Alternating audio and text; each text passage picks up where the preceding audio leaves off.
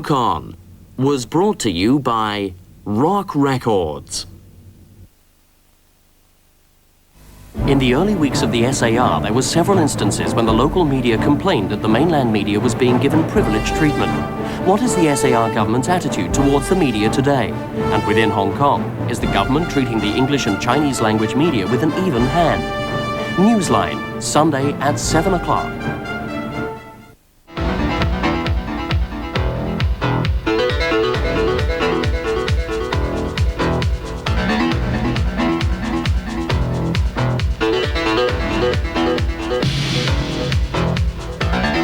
Good evening.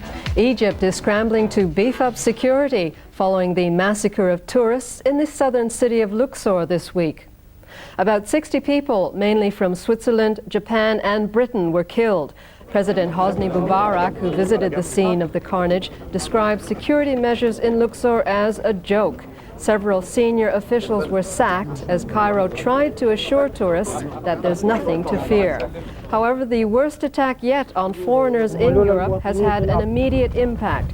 Thousands of travelers bound for Egypt canceled their holidays, while many of those already in the country cut short their visit.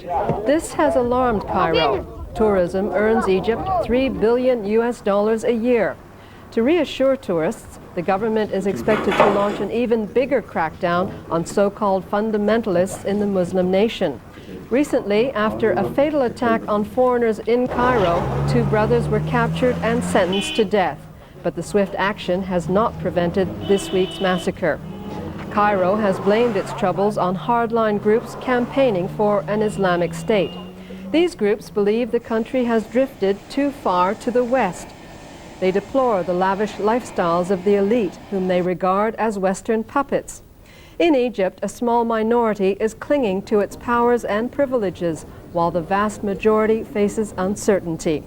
With unemployment rising and social conditions worsening, discontent against the government has increased.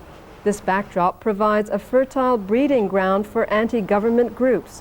While tourism helps the economy, large profits are repatriated to foreign airlines, hotel chains, and travel agencies. Egypt should be looking to an economic program which will uplift the lives of its poor majority. That would be the best guarantee against violence and ensure that the common people have a say in the running of their affairs. I'm Ann Quon for The World This Week.